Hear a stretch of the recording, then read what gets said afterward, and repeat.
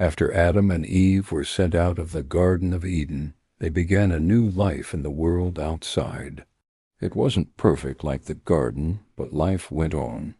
They worked hard, learned to plant food, build shelter, and start a family. Their first son was Cain. A little while later, Eve gave birth again to Abel. As the boys grew up, they became very different from each other. Cain became a farmer, working the land, growing fruits and vegetables.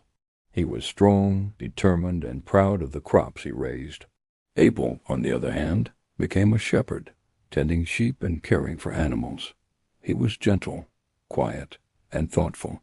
Both of them believed in God just like their parents had taught them, and they knew that honoring God was important. One day, Cain and Abel both brought an offering to God. Cain brought some of the produce he had grown, things from the ground he had worked so hard to till. Abel brought the best of his flocky firstborn lambs, spotless and healthy.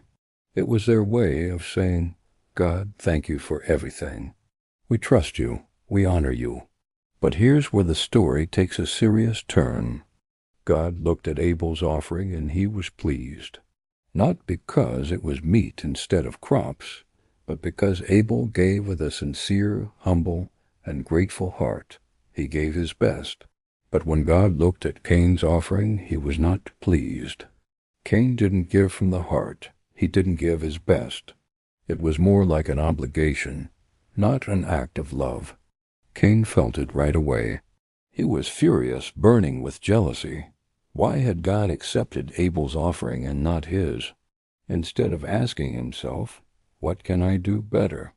Cain started thinking, "Why him and not me?" His heart filled with bitterness. And God saw it. So God spoke to Cain. "Cain, why are you angry?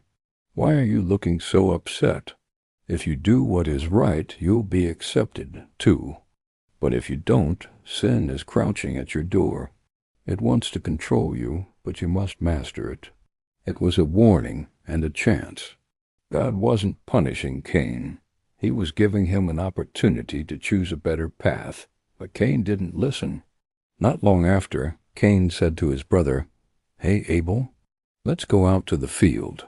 Abel agreed, not knowing what was coming.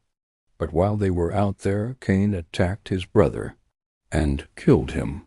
It was the first murder in human history, brother against brother. Later, God came to Cain and asked a question. "Where is your brother, Abel?" And Cain gave a now famous reply, "I don't know. Am I my brother's keeper?" But God knew the truth. "What have you done? Your brother's blood cries out to me from the ground." Cain's choice had a consequence. God told him that from now on, the ground would no longer produce crops for him. He would become a wanderer, a man without a home. Cain cried out, "This punishment is too much for me. Anyone who finds me will try to kill me." But God, even in his judgment, showed mercy. He put a mark on Cain, a sign of protection, so no one would harm him. And so Cain left his family behind. He went east of Eden, to a land called Nod, carrying the weight of his choices. This story is about more than two brothers. It's about jealousy, and how it can take over if we let it. It's about the power of choice, and how even when we mess up, God gives us a chance to turn around. It's about the importance of the heart, because God sees more than just our actions. He sees why we do them. And finally, it's a reminder, yes, we are our brother's keeper. We are called to look out for one another, not to compete, but to care, not to hate, but to love. Because when we don't, we risk hurting not just others, but ourselves. Guard your heart, for everything you do flows from it. Proverbs 4:23.